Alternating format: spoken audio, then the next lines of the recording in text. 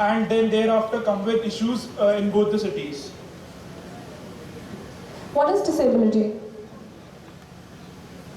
The World Health Organization describes disability as an umbrella term. It not only restricts activity, it also covers impairments and participation and restricts participation. Government of India, on the other hand, describes disability as a person who is suffering from not less than 40% of any disability as certified by a medical authority. Government of Singapore describes disability as those prospects of securing, retaining places, and advancing in education and training institutions, employment, recreation, as equal members of the community are substantially reduced as a result of physical, sensory, and intellectual impairments. WHO also says that the world has about 15% of disabled people. That amounts to almost 1 billion people on Earth. We'll go through comparative analysis between Singapore and Delhi. Singapore is a southeastern state with a population of about 50 lakhs, with a population of around 2.1%, 2.5% as disabled population. In a survey conducted by the WHO, the World Disability Report confirms that the satisfaction rate in Singapore by the provisions provided by the government is 78% as compared to the 30% satisfaction rate in Delhi.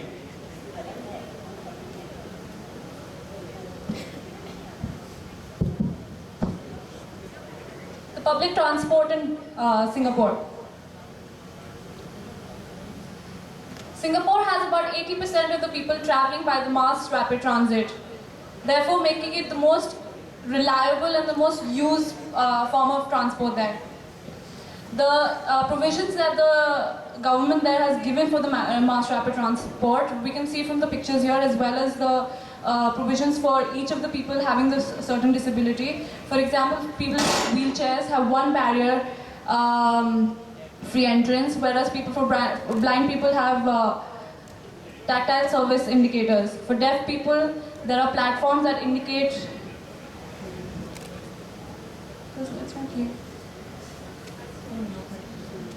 For disabled parking, there is Class 1 and Class 2.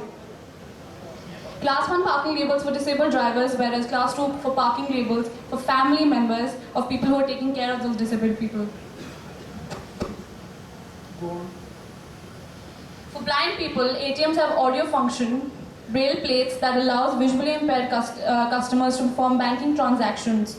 For people in wheelchairs, they make it extremely easy for them to commute themselves from. As we can, in Delhi, we have feeder buses system. Similarly, they have, when a person enters a BRTA system, and from there having a pedestrian free or having a disabled friendly feeder service, they have another system, which is the WAB, wheelchair accessible buses. Similarly, for the deaf people, they have visual alarms in special hotels in case of emergencies. In case of traffic lights, they have a special card for the disabled people, with which when they use it in a traffic signal, it gives them extra stoppage time for the disabled people. They also have similar events for the disabled people, in which for the awareness campaigns for the general public. Also, they have Access Singapore, which is a book which gives a guide to any disabled person, which has a list with the places of hotels and buildings that are disabled friendly. Delhi, with the population of around 1.6 crore, has a disabled population of around 2.1%. This also shows a gap. In Singapore, we saw the disabled population has 2.6%, but then the documentation, as ma'am rightly pointed, in Delhi it shows that it's only 2.1%, while we actually know it's more than as compared to the Singapore. The transportation aspects, Delhi Metro, as we all know, is one of the best example, which is disabled friendly.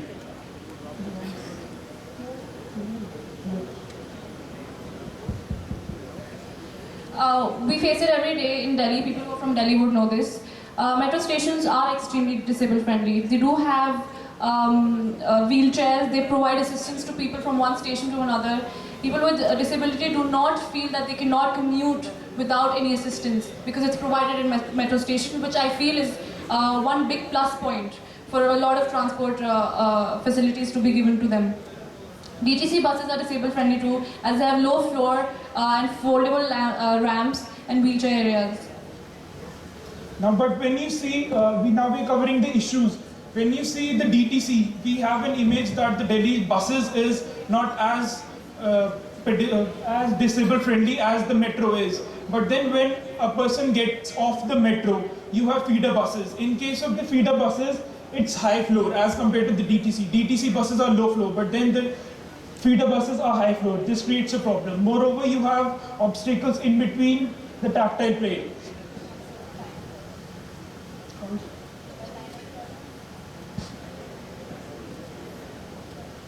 Lack of sensitivity in citizens towards disabled. The enforcement of provisions given by the government is not implemented to its best of its ability. Enforcement is a problem. In contrast, Singapore, with 1/3 of its population as disabled, has kept accessible and disabled-friendly infrastructure. Hence, we believe that Delhi lags behind from Singapore in terms of accessibility for specially able. Thank you.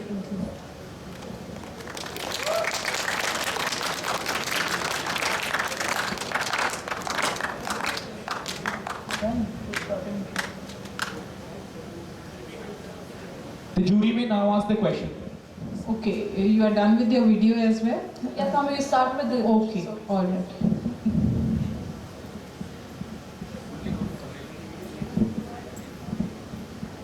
Do you really call them physically disabled? Specially able, sir.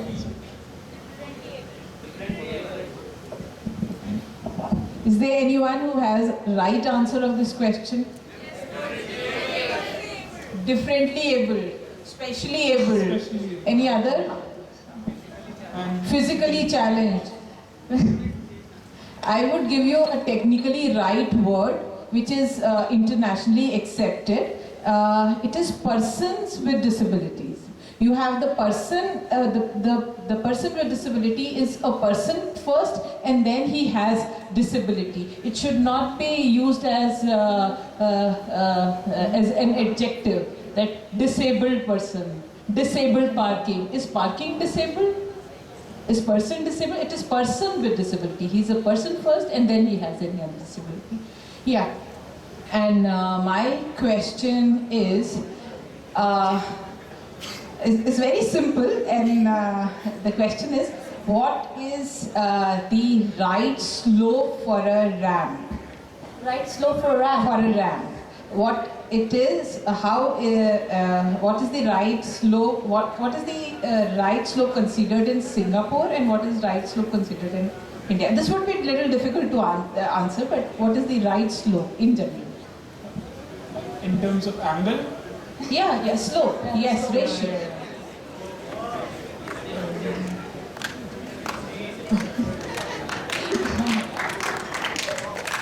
Now we'll look into that.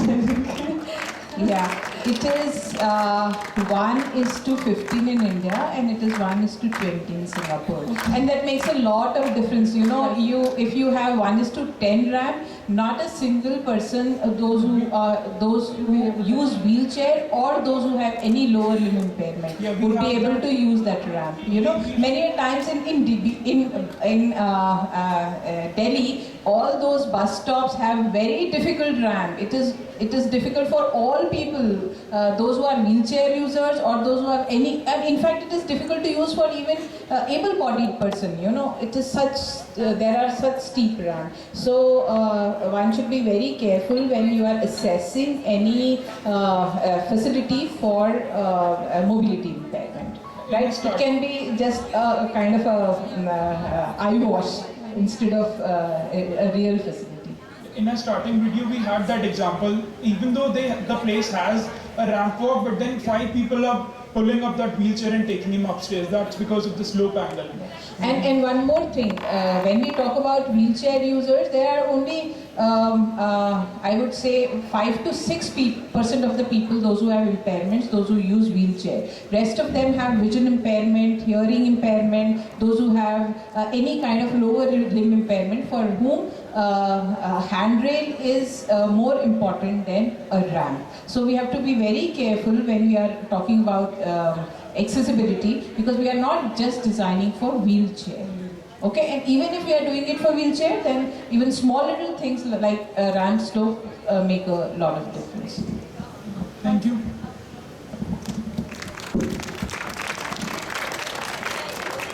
I request college number 4 to take the stage, please. College number 4 to take the stage.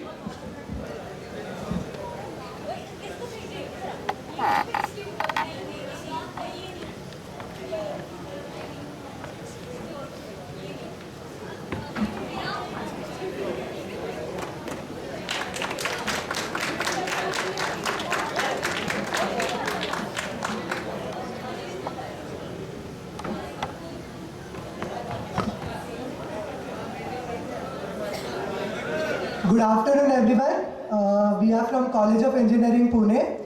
The topic for our current practices is automated building plan approval system.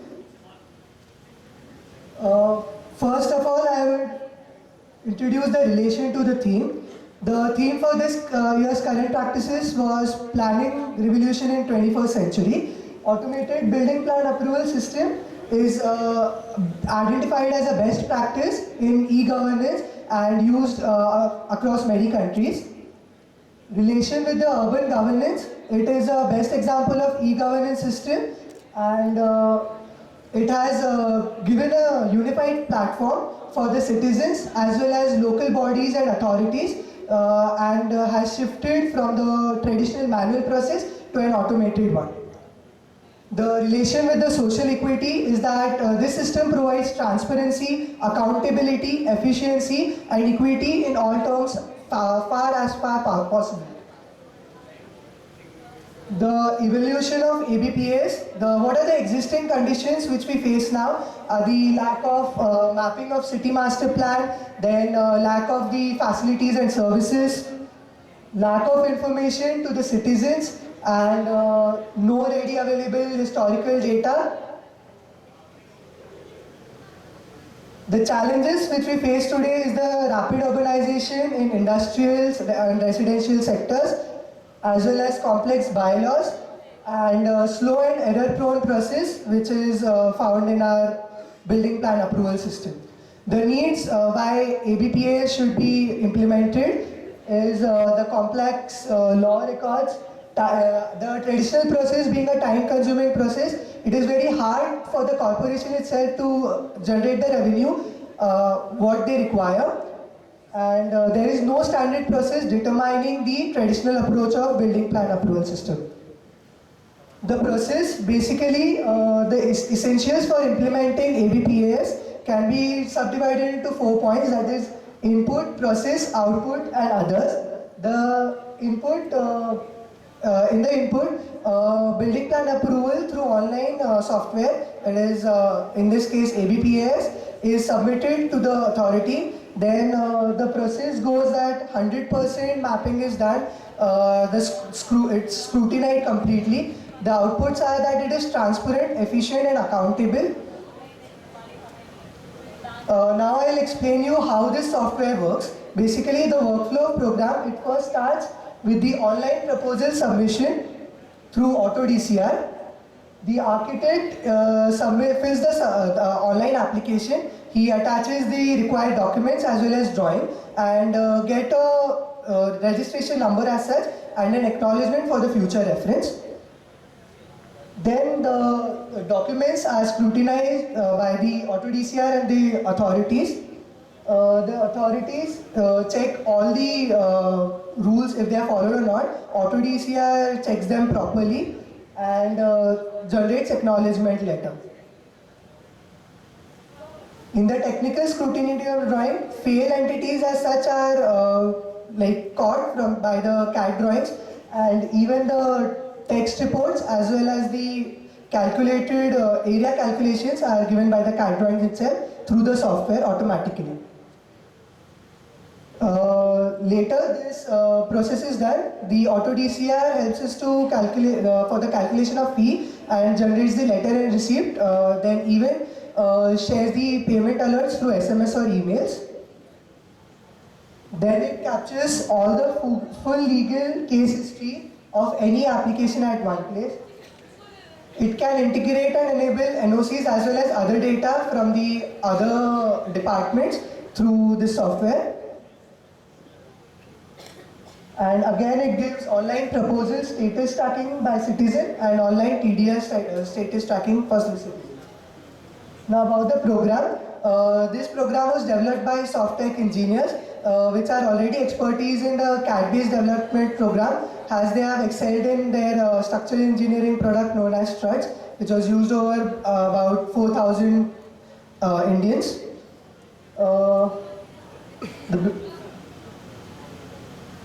The innovativeness of this program is that it's first of its own kind and first in the CAD-based system for building a plan approval system.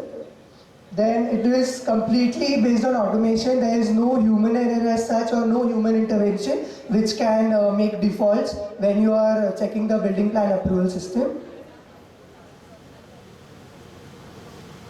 The scalability, considering the large-scale implementation of auto DCR, it can help us to reduce all the elimination, provide equity in terms where corrupt practices can be removed completely and can be even used on a larger scale where it will provide us transparency, eliminate all the human-prone errors, and the stakeholders which are involved in the ABPA system or auto DCR are the architects, the building permission officials, decision makers in ULBs, that is urban local bodies, and city planners, as well as citizens. As mentioned in the workflow, architect will submit his online application, the building permission officials will scrutinize it with the help of auto DCR or the automated building plan approval system. Citizens and planners will have their contribution, whether in checking that is the process going on smoothly and efficiently or not.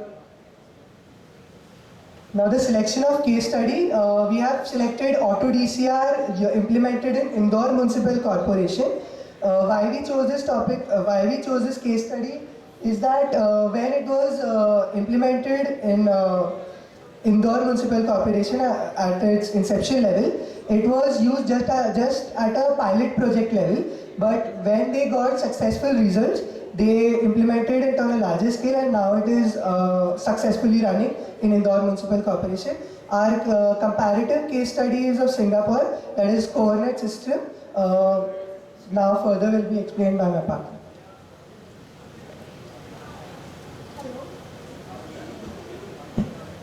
This is a glimpse of how the software worked at the Indore Municipal Corporation. Indian case study has been chosen as Indore. The current status is as follows. They focus on innovation, acceleration, collaboration, accountability and performance monitoring at the Indore Municipal Corporation.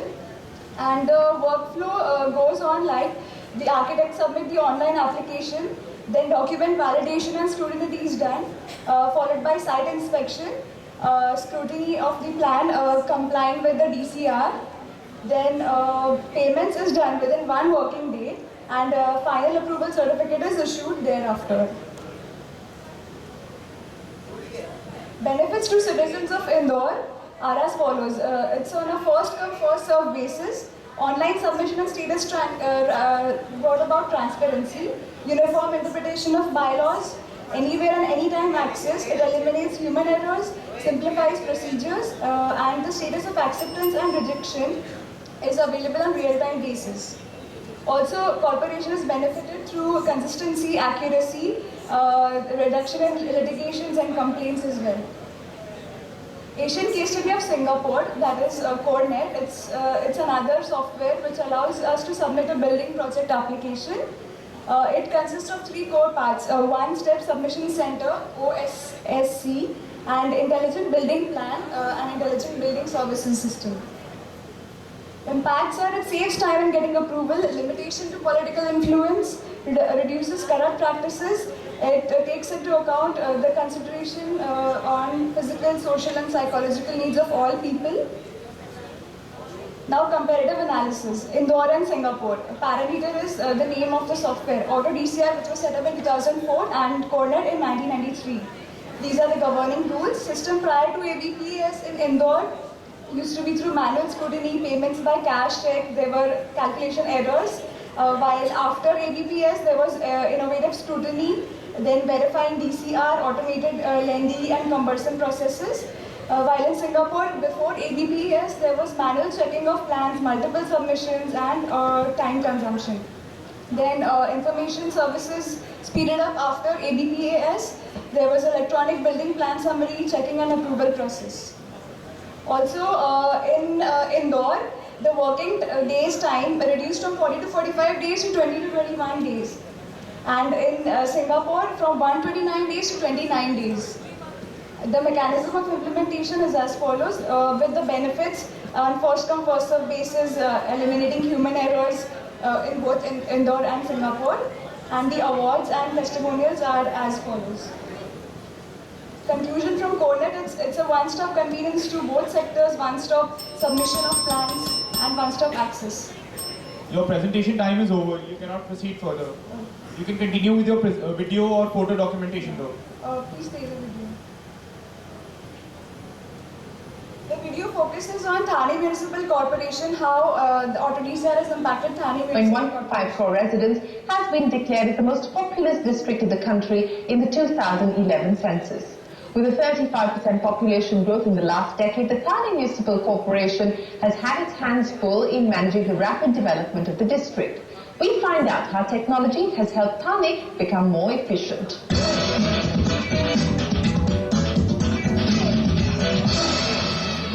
Before we used to have, like, let's say, individual systems in place. Like we used to have property tax, we used to have octroi, we used to have maybe building permission. Every individual different systems.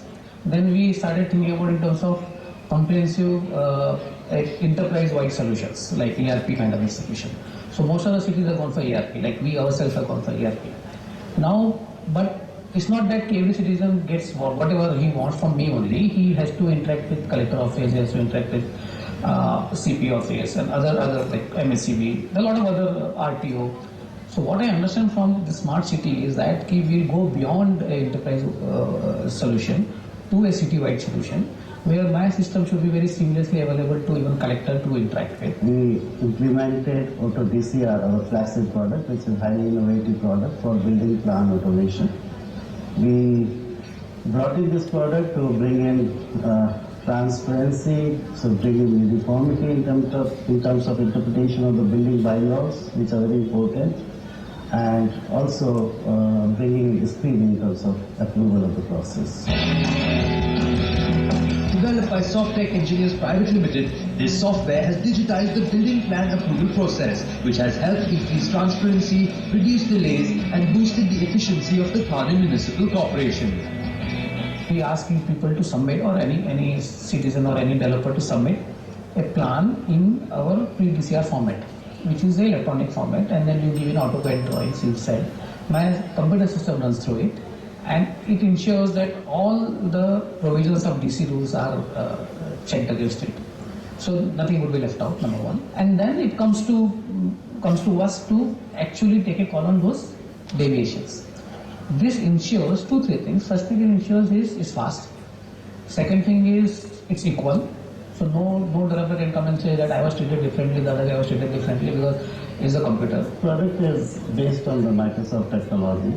So this is something we are using enterprise framework of Microsoft as far as our web interfaces are concerned, as far as our acceptance of applications online is concerned, it is on the web enterprise framework. We have this application developed on multi-tiered architecture. All these layers communicate to the different devices in a different way. So the user access layer actually can talk to the web through the HTTP protocol. We talk also to the mobile devices for either sending the messaging or actually accepting the inputs from that and do the processing. Thank you. Judges, please note that the video presentation time was exceeded. And you can ask your question now, please. Can you differentiate between automated building plan approval system and electronic building plan checking system?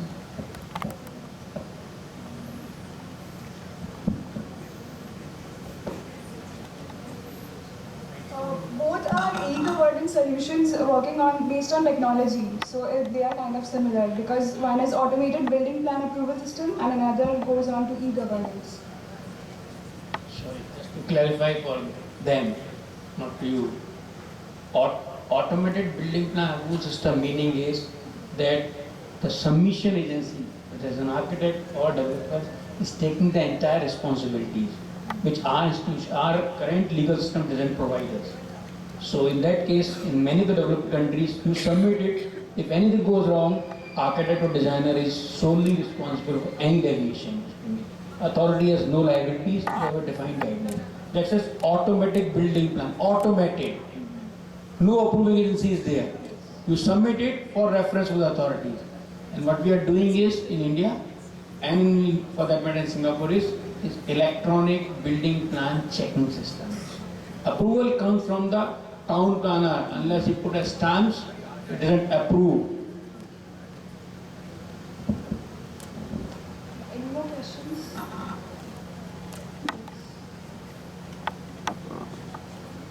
If only one question is allowed, but I would say I would have allowed in case you would have compared the criteria for scrutiny, that how they are being evaluated.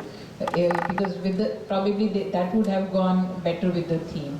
And also, in case somebody is not equipped to submit the plans in AutoCAD, and then what is the system like? Because in India there may be some cases where people are not equipped. Does the agency help, or does the organization which is doing it, they help preparing people maps in AutoCAD or not? Ma'am, thanks for the question. Basically, in CoreNet solution, when they implemented this software, they first conducted a survey from 7,000 people, including architects, engineers, as well as other people from the industry, and then it was implemented. And while implementing or installation of software in any other city as well, what CoreNet does is it conducts a seminar and tutorials for the people to learn how to operate this basically the system. What happens in case of auto DCR, that is lacking in auto DCR, that they are just providing the system, but our suggestion, like when we mentioned, we couldn't finish the presentation actually, but when we are mentioning the suggestions, we have mentioned that it should be like such things can be taken. Again, in the Singaporean case study, it was a universal design feature which was instituted in that, but it's absent in the auto DCR. And many such features can be implemented. So basically, we weren't trying to say which one is better. We were trying to compare in sense such that we can take good points from both of them, and then it can be like implemented into an ideal system. How an ideal system for a building plan approval system can be like made. And when it comes to the accessibility, like for the poor people, in India, it's now the preliminary stage. Like it's implemented only mainly in major cities. For smaller cities or smaller towns, when we talk about, the government is also taking steps by increasing the IT literacy rate, by providing computers, tablets to poor people. And once they are like aware about this, then even poor people can access it, and everyone will be like, everyone can have equal access to the system. Thank you.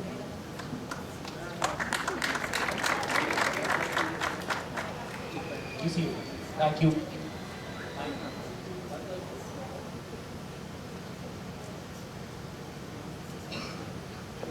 No questions from the audience, please. Thank you, everyone.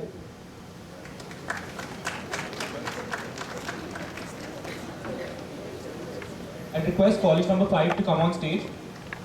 There's a time crunch, that's why I'm not taking questions from the audience. Sorry.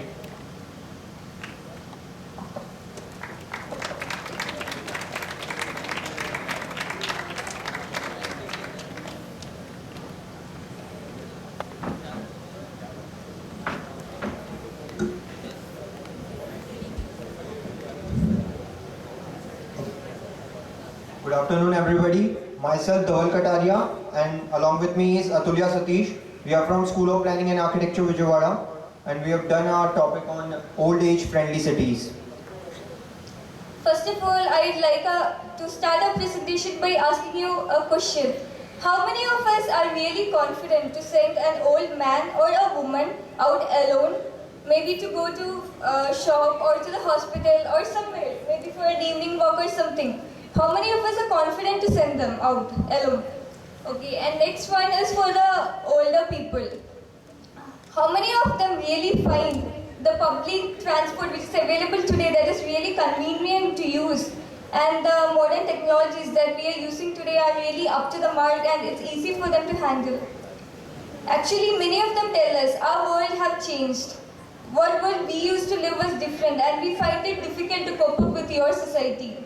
And our question is that why are we making a different world for them? Our city should be such that it should be a better one for them, not a different one.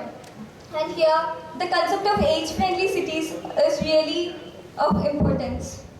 And coming to the concept of age-friendly city, is it really possible for our cities to become age-friendly?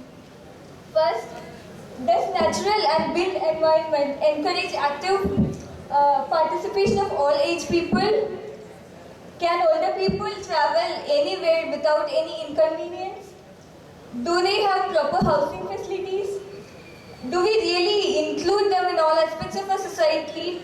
And are there pension schemes and jobs after retirement really taken care of in our society?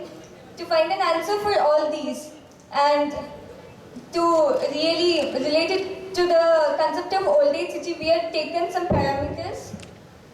8 parameters have been taken for a study which have been divided into physical planning, policy making and others. The physical planning includes the outdoor spaces and buildings, transportation and housing. The policy planning includes the participation and employment, social participation and respect and social inclusion. And the others include community support and health services and the communication and technology. Now coming to the concept of age-friendly cities. What is its importance? When we see the present world, the population is increasing in a higher rate and along with that the aging is also increasing very rapidly. Today 11% of our world population are elder people, and if the trend continues by 2050, double of this would be above the age of 60. That is 22% of our population. And here there is a greater need for the people to see better policies for the old age people. And WHO has defined age-friendly cities as that cities that promotes active aging by optimizing opportunities for health, participation, security in order to enhance quality of life as people age. And the parameters taken for these include the policy, planning and design which are told as urban form and aging in place, the health and social well-being, the technology, information and communication and the sustainable economic development. Now coming to our case studies. For this purpose, we have taken 2 case studies. One is Shanghai and the other one is Udaipur. The purpose of this, we took Shanghai. Shanghai is the busiest, is the business capital of China and it is the busiest port city in the world. Now, this is the Shanghai land use map, and if the trends, there has been a significant change in the demographics, means there is a demographic transition taking place in Shanghai. By 2030, around 40% of the Shanghai population will be above 60 years of age. And there has been several initiatives taken by the government of Shanghai. There has been an elderly need development project, an age-friendly housing project, and home-based care system, a provision of nursing facilities, pension schemes. World Health Organization did a survey over Shanghai and Udaipur, and it was found that there was some of the issues in Shanghai. The infrastructure was not sufficient to the people, the population available. Only 5.5% of the people were getting nursing facilities. And more than 70% of the people were above age of 70 years, which require advanced healthcare facilities. And so the when we look at the Shanghai case study, we found that the public route system was developed in such a way that it links all the hospital, all the places for rest for the old age people. So it was very accessible. Now, provision of age-friendly vehicles is provided, like low floor buses and the metro trains with ramps. Provision of security through economic security through pension schemes. There has been two economic policies. One is for the urban area and the other for the rural area. Coming to the case study of Udaipur. Udaipur is also known as the city of lakes. By 2031, 13.2% will be above age of 60 years. In India, we have two policies which are working on older persons. We have National Policy for Older Person, National Policy for Senior Citizen, which was revised version of the older one in 2011. The key findings were the aging population was expected to double in the next 20 years, which required adequate old age health facilities. And there was lack of physical planning for old age people.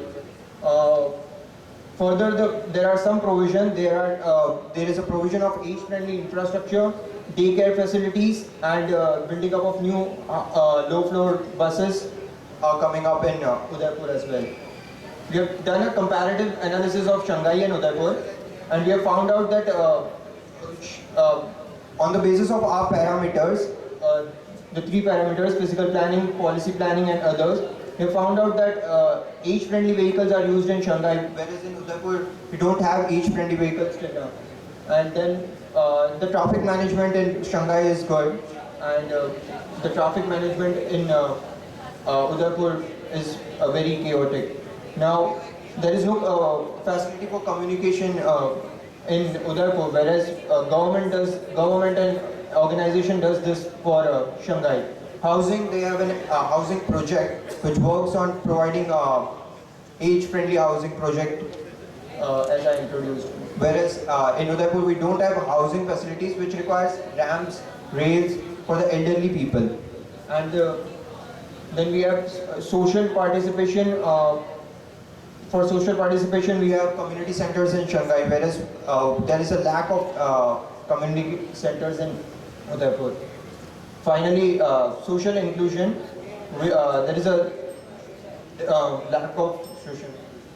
So this is it, and we recommend that for elderly people to plan for the elderly people, we should use the bottom-up approach, which for the different places, the needs of the elderly people will be different. It is like in Shanghai, they don't need economic security, as in India, we need economic securities as much more important. Pension scheme should be revised, and we don't update our pension scheme. Thank you. Can we have the video?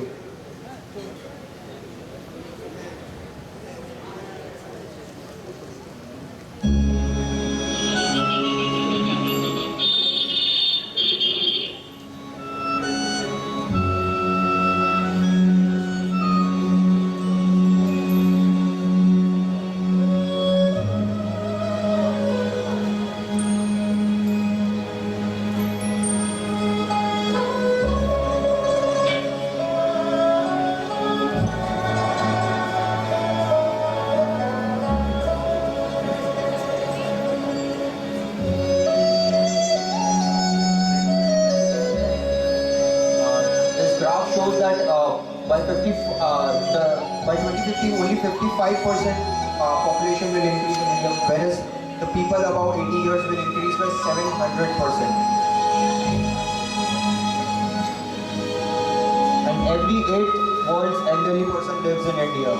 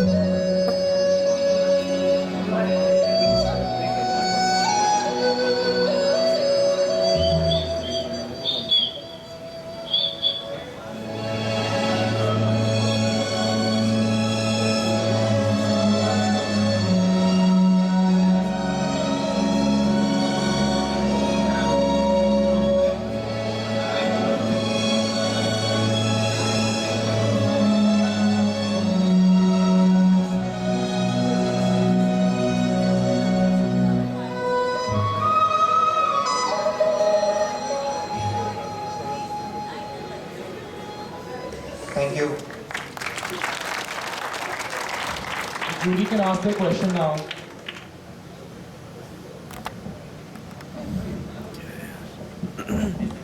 I have one comment.